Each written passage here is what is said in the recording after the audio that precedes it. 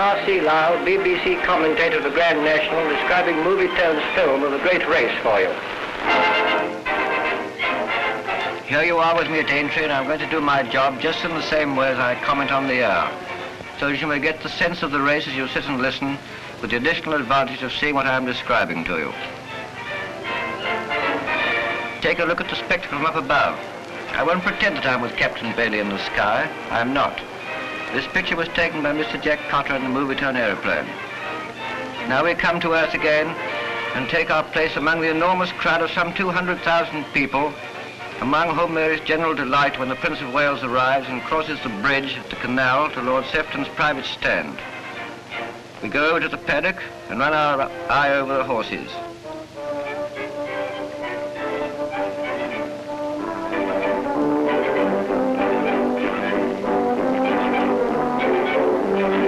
First on the card and first in public interest, Golden Miller, last year's winner, owned by Miss Dorothy Paget. Thomond the second, owned by Jock Whitney, Miss Paget's cousin. Castle Irwell, quite a fancy of mine, who looks well on his toes today.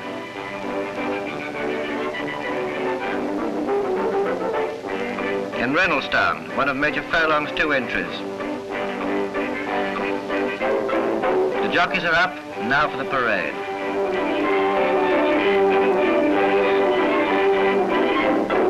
The Miller, light on it at Cheltenham, where I last saw him. Thomond sweating a little. Royal Ransom, Thomond's stable companion. Really true, Major Furlong's other candidate, second in the race 2 years ago.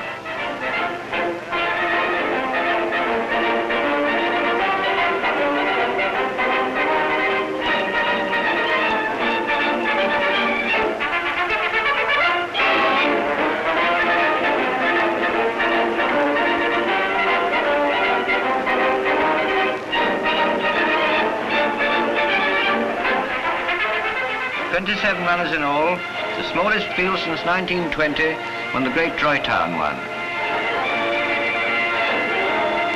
The conditions are ideal, and we're going to have a great race.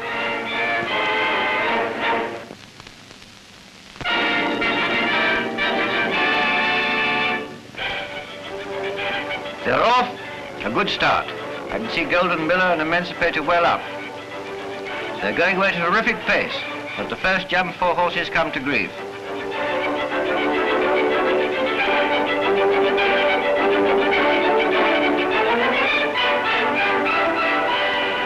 At the 4th fence, the Southern Hero falls. Now they're coming up to Beeches.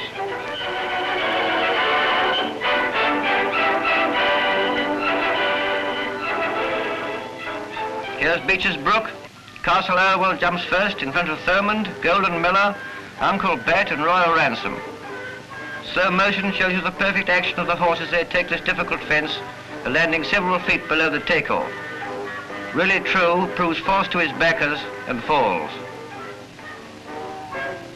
After slow motion, the change to natural action seems to emphasize the express speed at which the field is traveling as we follow with a swift pan over the intervening jump to the canal turn, where troubles await in the sharp right angle turn to the left.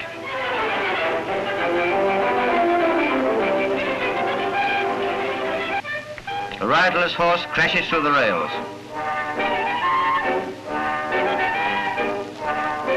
Another slow motion shot gives us a perfect picture of jumping at Valentine's. Castle Irwell is first over, Alexina, Golden Miller, Emancipator, Princess Mare, Blue Prince and Royal Ransom.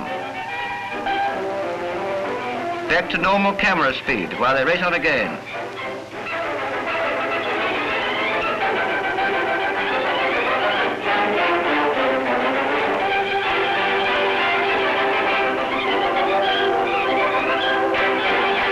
The 11th fence, an open ditch, tragedy befalls the hottest favourite in the history of the race.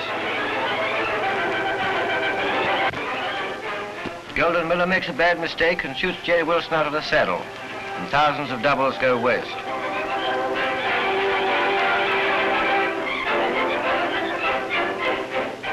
It almost seems strange that the race should go on without the Miller, but it does. Castle Irwell is still in front. Blue Prince has come up to 2nd place. The field has been sadly reduced. Only about a third of the runners are still in the race, an extraordinary fact with the going so good. Brienz Falls.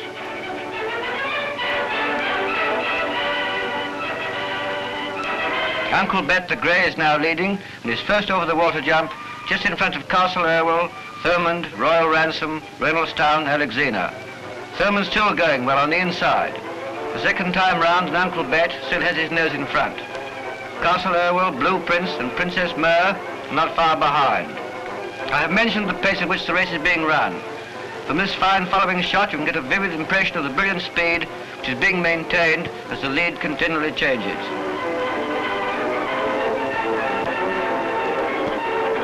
Tapinoir, the French-bred horse, who's been making mistakes all the way, falls at the 19th. Now they're coming up to Beaches for the second time, and in slow motion we can spot the remaining horses still standing as they take the jump. Reynoldstown is now in front and lands clear of Thomond, who since Golden Miller's lapse has been public favourite number 1, 3 lengths behind Blue Prince. Here's a fall. Princess Myrrh collapses and unseats her rider, Professor Jackson of Oxford University. Racing onto the canal turn, Thomond and Reynoldstown are fighting it out. Riding Thomond is Speck with the black and white striped sleeves.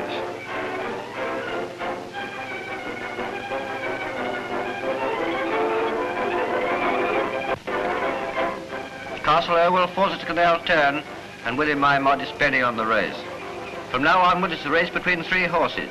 Thomond with the striped sleeves, Reynoldstown, identifiable by the almost white colours of his amateur rider, Frank Furlong, son of the owner, and Blue Prince, who will soon come into the picture with a dark sash.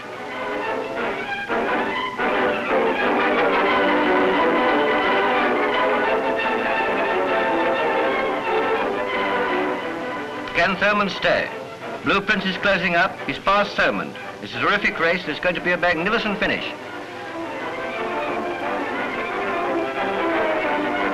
Thomond comes again at the last, finishes up with Reynoldstown, Blue Prince having fallen back. Once on the flat, Reynoldstown outstays Thomond. The race seems to be over when Blue Prince comes again to challenge. Reynoldstown holds him off and wins by 3 lengths, one of the least distressed winners of the Grand National I ever saw.